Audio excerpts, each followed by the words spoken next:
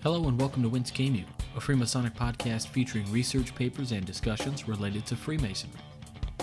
I'm your host, Robert Johnson, a York Rite Mason and Knight Templar. Well, I hope you guys all had a sweet weekend. I had to work my local air show, and this year I didn't have a booth. Some of you may know I tried to have a booth for my lodge out at the air show to promote local charity and scholarships, as well as letting people know we were in town. Maybe even gain some interest in becoming Masons. We got a good response last year, but this year I had no volunteers to come out, so no booth this year. Maybe next year. I wanted to mention that I get these notes of encouragement every now and again, and they are from all over. Some from England, Japan, pretty much anywhere. I got 2 notes last week, one from Nova Scotia and one from Wyoming. Both were great. I just wanted to say thanks for those because it's the reason I keep doing the show. And more importantly, it's why the light has been spread. I wanted to tell you that this show is listened to all over the place.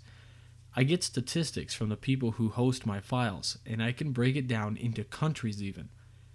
This show is downloaded in, are you ready? 110 countries. Can you believe that?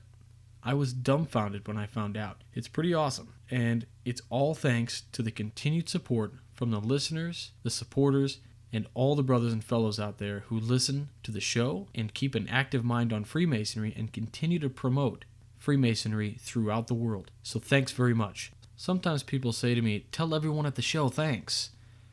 And for those of you who don't know, the people who work at this show is just me. I'm a one-man writer, producer, and host. My family stands behind me as my support staff, so I have to thank them as much as everyone else. Maybe more for putting up with the late hours.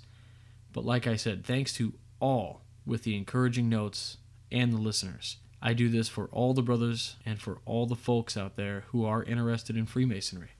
The first piece I have for you this week is a paper that is mostly for newly raised masters. Edited by Robert H. Starr, Samuel Gompers, Benjamin Franklin Lodge, number 45, Washington, D.C.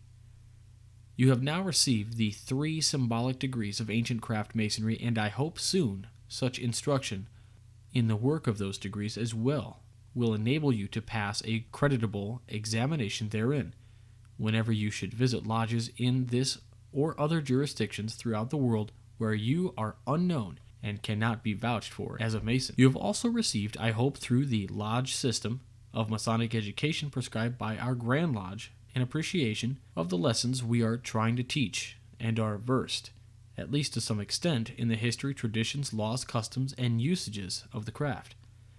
As a part of the Masonic education program, you have been told of your privileges, your duties, and your responsibilities as a member of your Masonic Lodge. Some of these may be enumerated briefly as follows: to hold membership in some lodge, to pay regularly and promptly such dues and assessments as your lodge may levy, to attend communications of your lodge, to join in its deliberations, to have a voice in its decisions, and to assist in discharging its responsibilities, among which are volunteer service on committees, donations to Masonic Blood Bank if eligible, assistance in conferring degrees, attendance and assistance at Masonic funeral services when summoned. Your lodge needs your help in these and many other ways. Masonry makes no demands. She provides opportunities. She gives you the key to a door. She opens a path to your feet, but she forces you neither to use the key nor travel the path. She beckons. You may follow or not as you please. If you follow, you will travel strange ways, but you will find them increasingly pleasant the further you go. This paper is limited to providing information about some of the courtesies and etiquette of a lodge life as generally, although not necessarily universally practiced. Masonry developed its own conventions, governed by tradition, custom, and usage by which its members act in lodge and in the anteroom and live together without the least friction. Not to proceed according to their dictates is not a Masonic offense. It is merely a lack of Masonic manners. Unless you belong to a most unusual lodge or had a most wise brother for an instructor, it is doubtful if you were told much about these little niceties of lodge conduct. You are supposed to attend your lodge and learn by observation. Entering or retiring from lodge at labor or at refreshment by use of the dew guard, symbol of a Mason's obligations. One of the prerogatives of a worshipful master is to control the admission and retirement of both members and visitors to his lodge. Masons entering a lodge give the due guard to salute the worshipful master at the altar, if the lodge is at labor. This practice assures the worshipful master that the brother knows on which degree the lodge is open.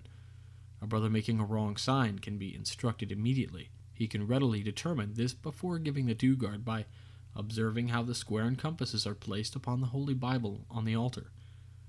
The salute informs the worshipful master the brother is a Mason of the degree of which the lodge is open. If he makes an inferior sign and cannot, on request, give the right one, the worshipful master can then use other means to ascertain that no entered apprentice or fellowcraft is present in a master mason's lodge.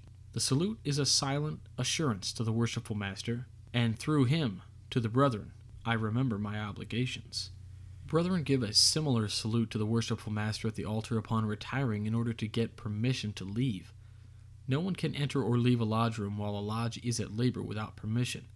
If the worshipful master does not wish the brother who salutes to retire, he tells him so, instead of responding to the salute. At refreshment, the lodge is in charge of the junior warden in the south, which thus becomes, for the time being, constructively the east. The junior warden's pillar is raised, and the pillar of the senior warden is lowered. The same salutes are given to the junior warden as are usually given to the worshipful master, and for the same reasons in the event a brother wishes to enter or retire. The worshipful master in the east occupies the most exalted position in the gift of the lodge. A lodge which does not honor its worshipful master, not because of what he himself may be, but on account of the honor given him, is lacking in Masonic courtesy.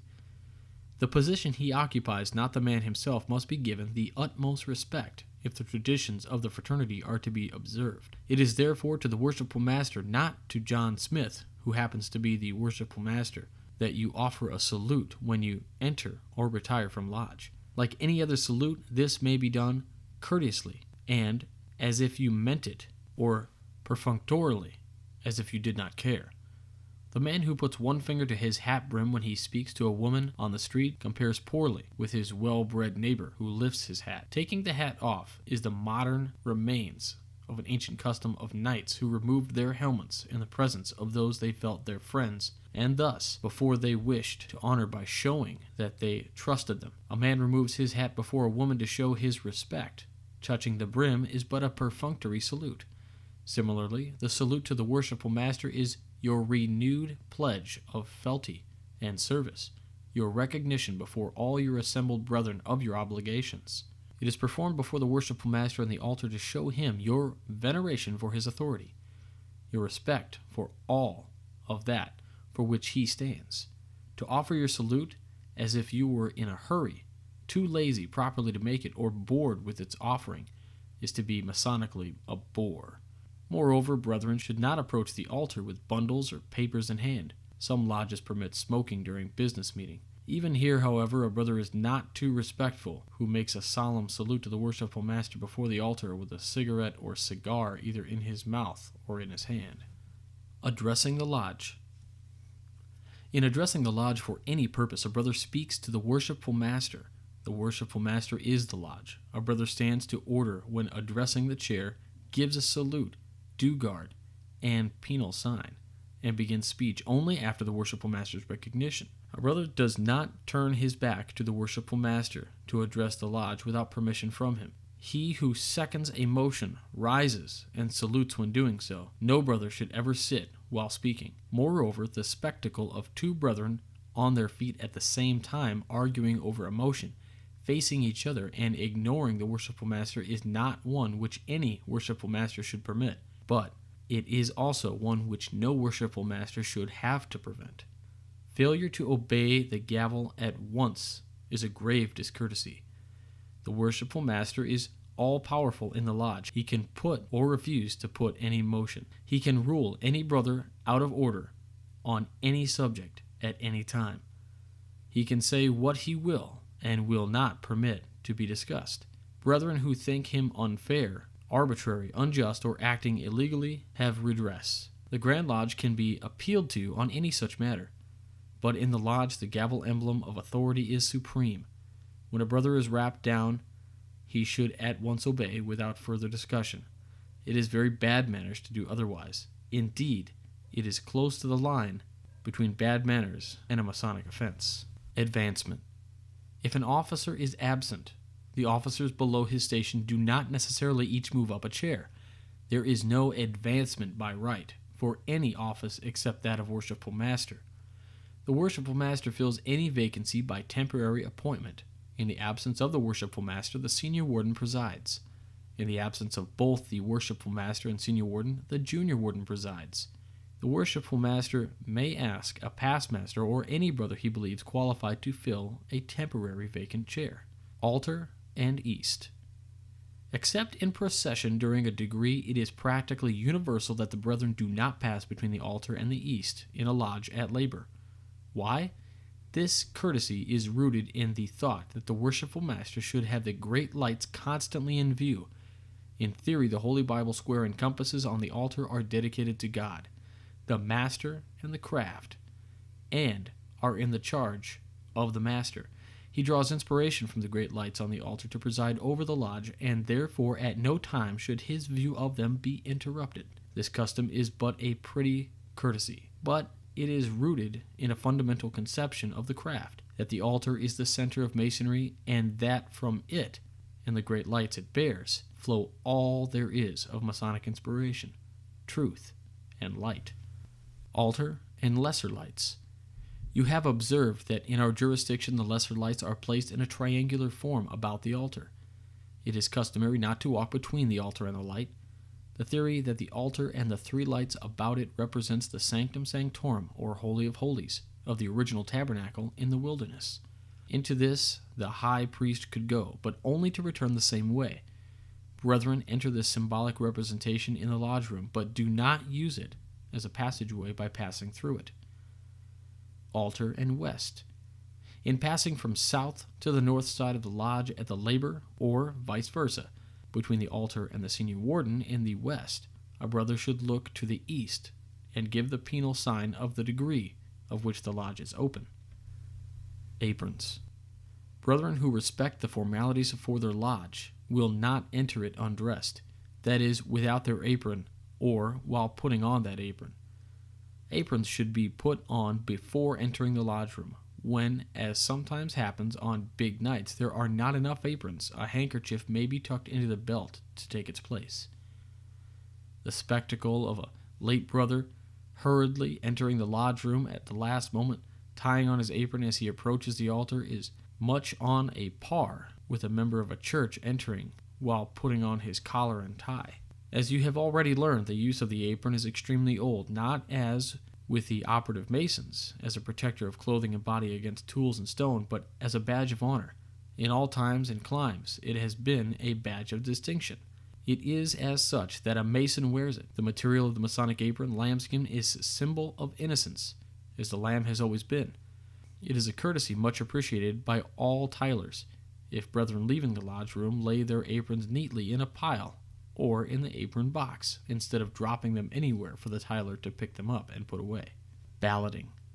The etiquette which surrounds the ballot is a reflection of the Masonic thought upon its value and importance. Brethren ballot one at a time after a salute to the Worshipful Master. No one should leave or enter a lodge room during the taking of a ballot, with the exception of the tiler, if he is a member of the lodge. It is customary to present the box first to the Worshipful Master for his inspection, then to the wardens.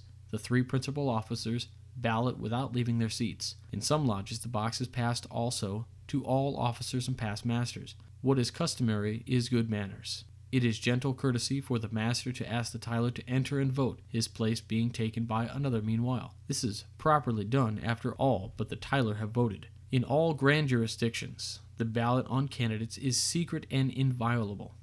It is considered unmasonic for a brother to divulge how he intends to or has balloted, or to attempt to ascertain how another will or has balloted. Peace and harmony are the foundations of all Masonic meetings. For Brother A to learn that Brother B has balloted or will ballot against his friend would disrupt that peace and harmony. The rejection of a candidate is a blow to him who has applied.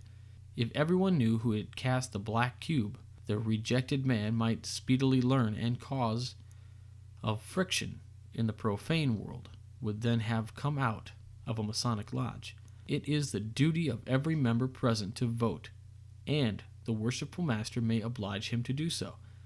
A brother who does not vote because too lazy or too indifferent or for any other reason is discourteous because he injures the ballot, its secrecy, its importance, and its value. Conclusion. The thoughts above outlined will disclose that good manners in Masonry, like those in civil life, are rooted in kindness and flower in goodwill. They oil the Masonic wheels and enable them to revolve without creaking. They smooth the path of all in the lodge and prove to all the truth of the ritualistic explanation of that more noble and glorious purpose to which we are taught to put the trowel. Well, I think even the seasoned master can learn something from that piece. That's a quality of a Freemason. We never stop learning or changing when new things come to light. It reminds me of a time when a friend of mine was going through some faith issues. He came to me because I was his friend and also because I am also involved with religious counsel and interfaith ministry. He asked about his faith, questions that most do not. He asked if it was wrong to amend his beliefs based on other things he had read. In short, I told him a story. There was a man, we'll call him John, and John is on the police force trying to solve a murder. He finds the main suspect. Everything fits on this guy. We'll call the suspect Mike. So John gathers all the evidence on Mike he can, using all the techniques of all the detectives that have come before him. John takes it to court and puts Mike in jail for a long time. 20 years go by and Mike is still in jail, trying to appeal his case. But every chance John gets, he convicts him again and again. One day John reads the results of a new test called DNA, and it exonerates Mike from the murder, but John doesn't care. He has worked his whole life towards something and is too afraid of what will happen if he accepts the new evidence. So he pushes it away and denies it. In this story, I tried to convey to my friend that if new evidence has come to light for your faith, then it's absolutely imperative you accept it and amend your faith. You wouldn't let a man die in jail unnecessarily, would you? How is this any different? So now he is back on track and feels comfortable again in his beliefs because he constantly accepts new lessons and information. I have been after this friend to join the lodge for some time. He has assured me he is interested, but he is busy in his day-to-day right now, and I understand this. And it's important I do, because I would hate for him to come into the lodge and get turned off because the home life hasn't settled. Some of you have seen the post I put up last week on Facebook, which is a picture of the Dalai Lama.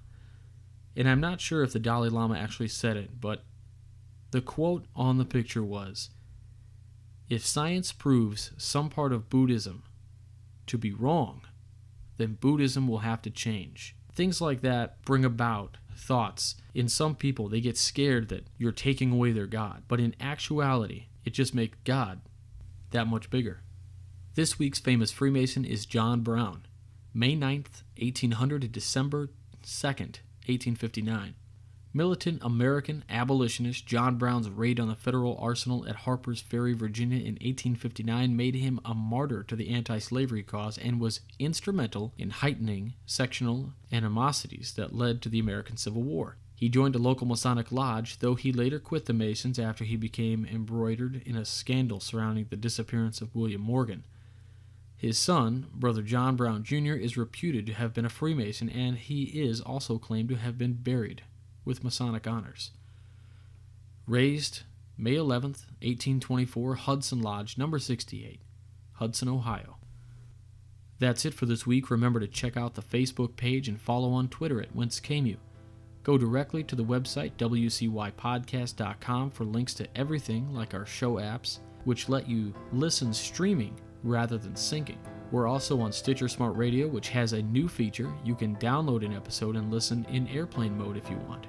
Make sure you use the promo code WHENCE with no spaces. The Midnight Freemason will be having some articles of mine published soon, but there are really great things happening there almost daily, so check that out. Again, links to all that and other things like Mackey's online Masonic Encyclopedia are on the website, wcypodcast.com. And real quick, I just want to give a thanks to the Shriners the official Shriners headquarters in Florida, followed us on Twitter, and I just want to say thanks to those guys. And so we're fortunate to simply be, because fortune favors the wealthy in heart. As Freemasons, we are indeed rich. Until next week, for Whence came you? I'm Robert Johnson.